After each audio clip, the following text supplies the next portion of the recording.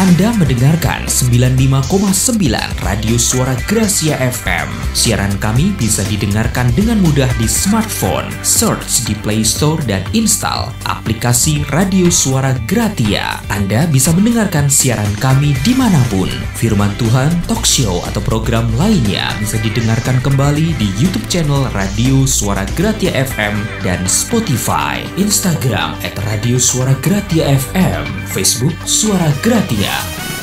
Radio Suara Gracia FM, the sound of life.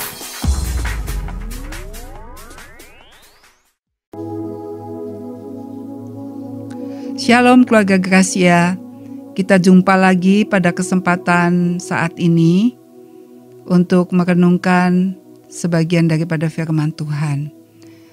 Baiklah, sebelum kita lanjutkan, kita akan berdoa terlebih dahulu untuk mempersiapkan hati kita.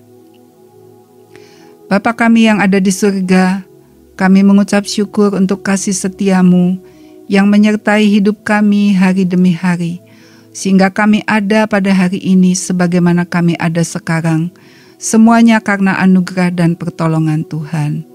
Bapa, biarlah kasih setia-Mu terus menyertai kami ya Tuhan, sehingga hidup kami ada di dalam tuntunan-Mu, ada di dalam anugerah-Mu, karena kami menyadari Tuhan, tanpa Engkau hidup kami akan sia-sia. Biarlah penyertaan-Mu terus mengiringi kami. Terpujilah nama-Mu Tuhan. Berkati firman Tuhan yang akan kami renungkan. Biar firman Tuhan berbicara dalam hidup kami. Firman Tuhan memerdekakan kami, membebaskan kami daripada segala perkara yang tidak Engkau kehendaki. Sehingga kami menjadi orang-orang yang merdeka dan dapat melakukan yang terbaik bagi kemuliaan nama-Mu. Terpujilah nama Tuhan Yesus Kristus. Di dalam nama-Mu Tuhan Yesus kami berdoa dan mengucap syukur. Amin. Keluarga Gracia yang dikasihi Tuhan, firman Tuhan yang akan kita baca dari Mazmur 68 ayat 19. Terpujilah Tuhan, hari demi hari Ia menanggung bagi kita. Allah adalah keselamatan kita. Keluarga Gracia, pada suatu hari saya membaca ayat ini dan saya merasa begitu diberkati Tuhan. Karena firman Tuhan berkata bahwa hari demi hari Tuhan menanggung bagi kita. Di dalam menjalani kehidupan, kita seringkali merasakan beban-beban itu begitu berat. Dan kita seringkali merasa tidak sanggup untuk memikul beban itu sendiri. Sehingga kita suka untuk menceritakan kepada orang lain.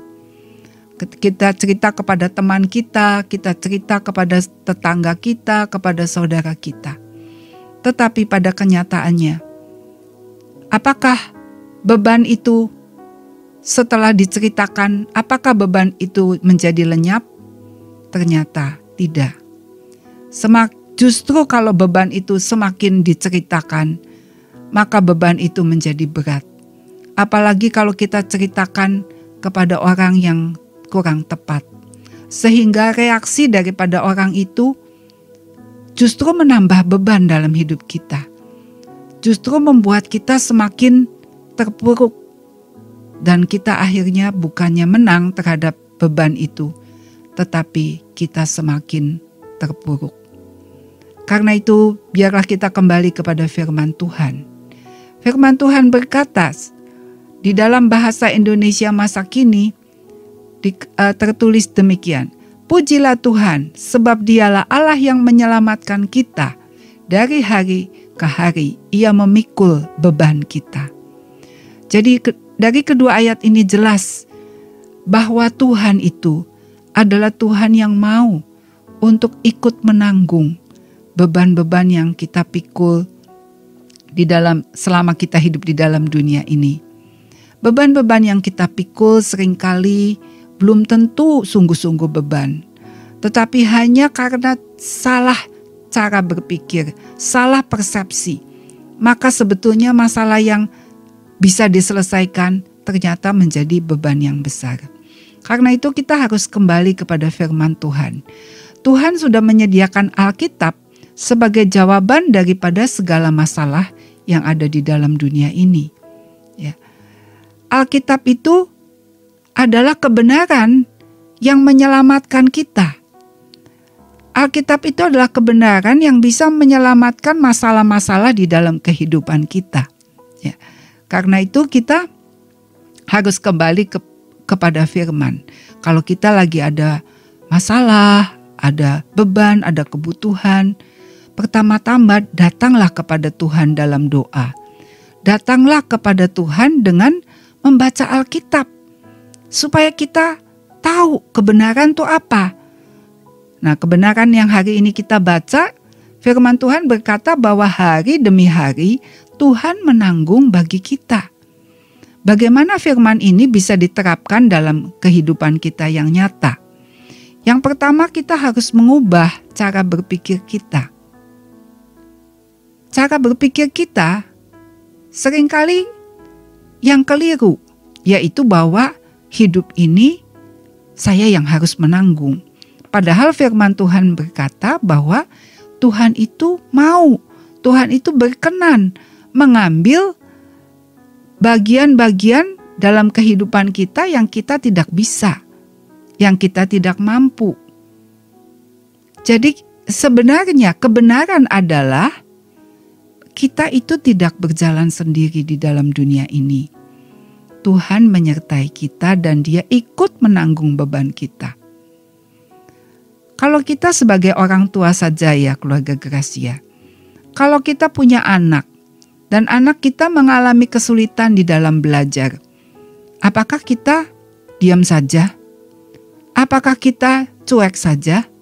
Pasti tidak, bukan? Kita pasti akan cari jalan.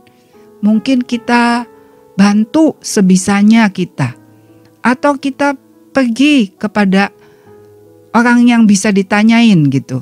Ya. Tapi hati kita ini sebagai orang tua kan ikut menanggung. Ikut mau membantu anak kita yang ada dalam kesulitan belajar. Nah, keluarga Gracia, bukankah Tuhan itu lebih mengasihi kita? Tuhan itu lebih besar dan lebih berkuasa, lebih sanggup untuk menolong kita daripada orang tua yang ada di dalam dunia ini. Tuhan itu lebih daripada manusia yang ada dalam dunia ini. Kasih-Nya lebih besar, kepeduliannya lebih besar, belas kasihannya lebih besar. Ya. Sadarkah kita bahwa Tuhan itu rindu supaya manusia yang ada di dalam beban-beban datang kepadanya. Untuk apa? Untuk mendekat, untuk mengalami pertolongan Tuhan, untuk mengalami pengampunan, untuk mengalami jalan keluar. Itu adalah kerinduan hati Tuhan. Di dalam perumpamaan anak yang hilang, kita membaca, anak yang hilang itu meminta warisan kepada bapaknya. Dan ketika sudah diberikan, maka anak itu pergi. Dia berfoya-foya sampai segalanya habis. Kemudian dia bekerja di kandang babi. Setelah ada di kandang babi, barulah dia menyadari bahwa selama ini dia bersalah. Dan akhirnya dia mengambil keputusan, saya akan pulang ke rumah Bapa. Sekalipun mungkin buat anak yang hilang itu, langkahnya sangat sulit untuk melangkah pulang ke rumah. Tetapi dia menguatkan hatinya untuk kembali kepada bapaknya. Alkitab berkata bahwa saat anak yang hilang itu masih jauh, bapak itu berlari menghampiri anak itu dan memeluknya dan mengampuninya dan membawa anak itu kembali masuk ke dalam rumahnya.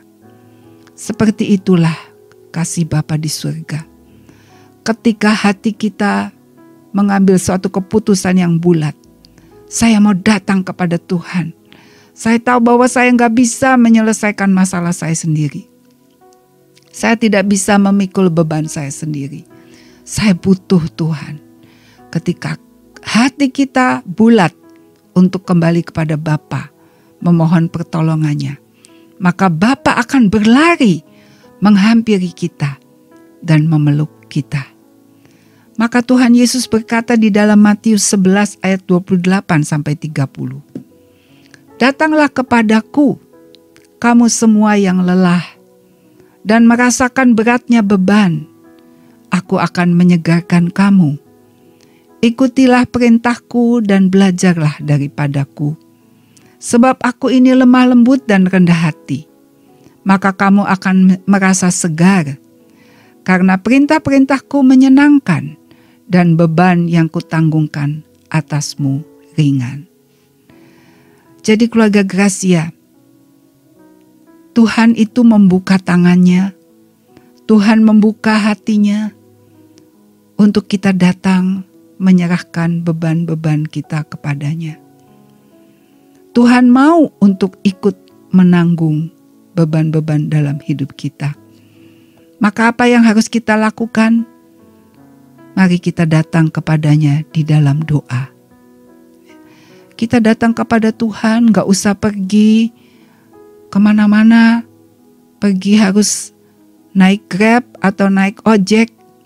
Tidak usah. Datang kepada Tuhan di dalam doa.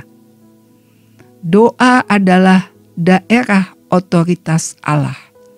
Datang kepada tempat di mana Tuhan berotoritas dalam hidup kita. Yaitu kita berlutut dan kita mulai berbicara kepada Dia. Dengan jujur, kita bercerita tentang keadaan kita. Kita ceritakan apa yang menjadi beban-beban yang kita pikul. Kita boleh cerita apa yang kita rasakan. Dan ketika kita menceritakan apa adanya, dengan hati yang tulus, tanpa kita mau membela diri, tanpa kita mau mencari kesalahan orang lain, apalagi menyalahkan Tuhan. Kalau kita datang dengan jujur, dengan tulus, dengan apa adanya, percayalah bahwa firman Tuhan itu tidak berdusta. Tuhan pasti mau campur tangan. Ya, baiklah kita percaya bahwa Tuhan itu mau menanggung beban kita. Bagian kita adalah menyerahkan beban-beban kita kepadanya. Kalau kita menyadari bahwa kita tidak mungkin menyelesaikan beban kita sendiri, serahkanlah itu kepada Tuhan. Sebuah beban yang sudah diserahkan kepada Tuhan tidak perlu dipikirin lagi. Sebab kalau kita mulai berpikir tentang beban kita, itu sama seperti kita sedang mengambil kembali beban itu. Tuhan bilang, serahkanlah. Serahkanlah semuanya. Nah, kalau kita datang kepada Tuhan, maka Tuhan akan memberikan perintah-perintahnya. Di dalam terjemahan baru disebut kuk. Ya, kuk itu adalah perintah-perintah Tuhan yang diberikan kepada kita. Supaya kita bisa hidup benar, supaya kita bisa hidup taat, sesuai dengan kehendak Tuhan. Kalau kita datang kepada Tuhan hanya menyerahkan beban saja, tetapi kita tidak mau menerima kuk atau perintah-perintah Tuhan itu, maka tidak lama lagi maka beban-beban kita akan datang lagi dalam hidup kita. Jadi beban yang kita sudah serahkan kepada Tuhan harus diganti dengan kuk. Kuk adalah firman Tuhan buat kita yang sesuai dengan keberadaan kita, yaitu kehendak Tuhan yang harus dilakukan di dalam kehidupan. Contohnya, kalau kita marah dengan seseorang, lalu kita tidak bisa menolong diri kita sendiri, kita datang kepada Tuhan. Tuhan, saya kesel sama dia dia begini, tolong saya Tuhan. Saya tidak ada damai sejahtera, saya mau ditolong oleh Tuhan. Saya mau beban-beban saya diangkat oleh Tuhan. Saya serahkan beban saya kepada Tuhan. Lalu ketika kita sudah menyerahkan beban kita kepada Tuhan, maka Tuhan akan memberikan koknya, yaitu perintahnya. Perintah Tuhan berkata, ampunilah orang yang bersalah kepadamu. Maka kita harus menerima perintah itu dalam hidup kita. Dan kita belajar setuju dengan Tuhan. Dan kita mulai berkata, dalam nama Yesus, aku ampuni orang yang bersalah kepadaku. Kalau kita ingat lagi kesalahan orang itu, kita bilang, Tuhan, aku percaya dengan pertolongan Tuhan, aku sudah mengampuni orang itu. Aku percaya Tuhan, aku sudah mengampuni orang itu. Lakukan terus, berdoa lagi, ya, berlutut lagi di hadapan Tuhan. Itulah tandanya kita mau taat kepada firman. Maka beban kita akan sungguh-sungguh terlepas. Ya. Jadi firman Tuhan di dalam Matius 11 ayat 30, di dalam terjemahan baru tertulis, kuk itu enak dan ringan. Artinya kalau kita melakukan perintah Tuhan, maka kita akan mengalami kelepasan dan kelegaan dari segala beban-beban kita. Di dalam Yakobus 5 ayat 16, firman Tuhan berkata demikian. Jikalau ada seorang di antara kamu yang sakit, ya, artinya punya beban kan ya, baiklah ia memanggil para penatua jemaat, supaya mereka mendoakan dia serta mengolesnya dengan minyak dalam nama Tuhan. Dan doa yang lahir dari iman akan menyelamatkan orang sakit itu, dan Tuhan akan membangunkan dia. Dan jika ia telah berbuat dosa, maka dosanya itu akan diampuni. Ya. Keluarga Gracia, di sini kita melihat Yakobus memberikan suatu petunjuk. Jikalau ada seorang di antara kamu yang sakit, ya, nah istilah sakit ini bisa sakit jasmani, bisa juga sakit rohani, bisa juga sakit di dalam pikiran, sakit di dalam perasaan. Jadi sakit ini jangan hanya masalah jasmani, tetapi sakit ini bisa berarti luas. Ya.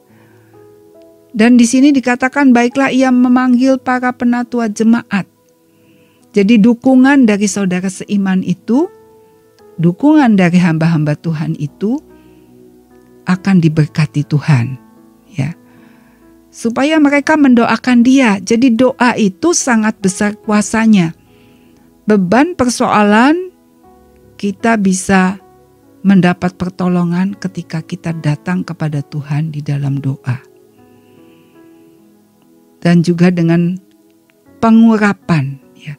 Karena dengan pengurapan minyak, maka kita mendapat perlindungan supaya beban itu tidak terus mengganggu kehidupan kita, membebani kita.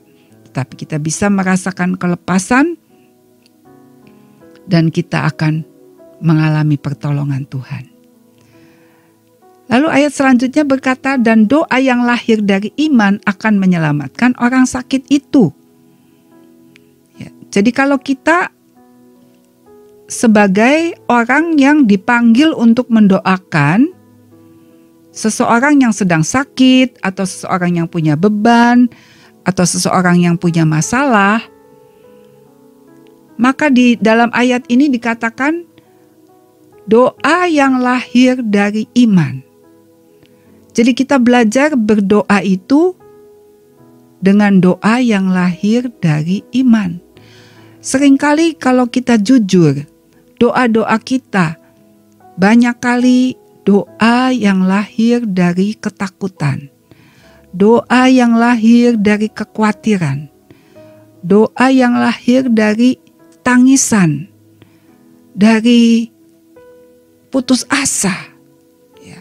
Tetapi firman Tuhan berkata bahwa doa yang menyelamatkan adalah doa yang lahir dari iman. Bagaimana iman bisa tumbuh dalam hidup kita? Firman Tuhan berkata bahwa iman itu datang dari pendengaran akan firman Tuhan. Jadi kalau kita mau berdoa, baiklah kita punya dasar pegangan firman Tuhan, supaya kita bisa berdoa dengan doa yang lahir dari iman. Ya. Jadi di sini kita belajar doa dan firman itu saling berkaitan. Ya. Jangan kita hanya mau berdoa saja tapi tidak mau membaca Alkitab. Kita tidak tahu apa kehendak Tuhan dan kita tidak tahu apa yang harus kita percayai. Kita tidak tahu petunjuk-petunjuk Tuhan, apa yang harus kita lakukan. Nah, tapi kalau kita mau baca firman Tuhan, maka petunjuk firman Tuhan itu bisa kita pegang. Itulah yang menjadi dasar, menjadi pegangan, menjadi kekuatan buat kita. Sehingga dengan pegangan firman Tuhan itu kita akan mengucapkan doa-doa yang lahir dari iman. Dan doa yang lahir dari iman dikatakan akan menyelamatkan orang sakit itu. Jadi orang yang punya masalah itu akan diselamatkan. Jikalau kita belajar berdoa dengan doa yang lahir dari iman. Dan Tuhan akan membangunkan dia. Artinya Tuhan akan menolong. Tuhan ikut menanggung beban orang itu. Dan jika ia telah berbuat dosa, maka dosanya itu akan diampuni. Ya. Betapa indahnya keluarga Gracia. Kalau kita dipakai Tuhan untuk mendoakan orang, dan kita doa dengan iman dan percaya bahwa doa yang lahir dari iman itu akan menyelamatkan orang yang kita doakan. Dan jika orang yang kita doakan itu sudah berbuat dosa, maka dosanya itu akan diampuni. Itu janji Tuhan yang luar biasa yang kita bisa pegang dan kita aminkan dalam kehidupan kita. Karena itu keluarga Gracia, apakah saat ini kita yang sedang menanggung beban yang berat, atau kita sedang melihat orang lain sedang menanggung beban yang berat? Kita kembali kepada firman. Firman Tuhan berkata bahwa hari demi hari Tuhan itu memikul akan beban kita. Siapa yang berbeban berat, datang kepada Tuhan. Ceritakan beban kita apa adanya. Dan belajar untuk melepaskan pikiran-pikiran manusia kita. Supaya kita bisa menerima kebenaran firman Tuhan. Yang dapat menjadi jawaban dalam hidup kita. Kita serahkan beban kita dengan iman, dengan percaya. Dengan yakin, dan jangan cari jalan sendiri. Percayakan persoalanmu, bebanmu kepada Tuhan, dan Dia punya cara yang terbaik untuk menyelesaikan beban saudara dan beban saya. Itu adalah kebenaran, itu adalah pengharapan dan jawaban atas beban-beban yang ada dalam hidup kita. Justru Tuhan mau supaya lewat beban yang kita alami, kita mengalami Tuhan. Kita mengalami bahwa Tuhan itu baik. Kita mengalami bahwa Tuhan itu nyata. Dan kita mengalami dan tahu dengan jelas bahwa selama kita hidup dalam dunia ini, kita tidak pernah sendiri.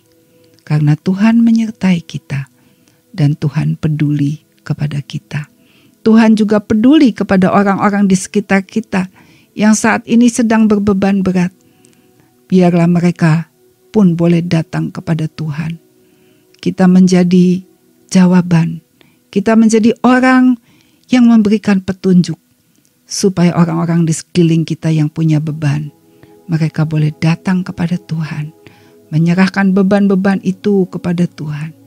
Dan menerima kuk, yaitu perintah Tuhan untuk dilakukan. Karena ketika kita melakukan perintah Tuhan, maka kelegaan akan terjadi dalam hidup kita. Terpujilah Tuhan yang hari demi hari menanggung bagi kita. Haleluya. Amin. Mari kita berdoa, keluarga Gracia. Bapa, kami mengucap syukur untuk kasih setiamu yang berjanji kepada kami bahwa hari demi hari Engkau menanggung bagi kami. Ampuni kami Tuhan, kami seringkali lupa bahwa Engkau itu ikut serta dalam hidup kami. Kami seringkali lupa dan kami menganggap bahwa beban yang berat dalam hidup kami ini kami pikul sendiri. Padahal Tuhan sudah membuka tangan dan berkata, marilah kepadaku semua yang letih lesu dan berbeban berat. Terima kasih Tuhan, pada kesempatan ini kami mau sehati Tuhan, bersama-sama datang kepadamu. Kami mau serahkan Tuhan seluruh beban dan persoalan yang di dalam kehidupan kami. Beri kami hati yang baru, hati yang mengasihi Engkau, hati yang mencintai firman Tuhan, hati yang suka untuk merenungkan firman Tuhan. Biarlah firman-Mu menjadi jawaban dalam kehidupan kami. Terima kasih Tuhan Yesus, kami sudah serahkan beban-beban kami. Kami percaya jalan keluar sudah tersedia. Biarlah di dalam nama Tuhan Yesus Kristus, mata kami boleh melihat jalan keluar yang sudah Engkau sediakan. Kami mau Tuhan diurapi, supaya kami bisa melihat pertolongan yang sudah tersedia di depan mata kami. Terima kasih Bapa, kami bersyukur dan kami percaya semua sudah Tuhan selesaikan dengan tuntas. Karena itu di dalam nama Tuhan Yesus kami berdoa dan mengucap syukur.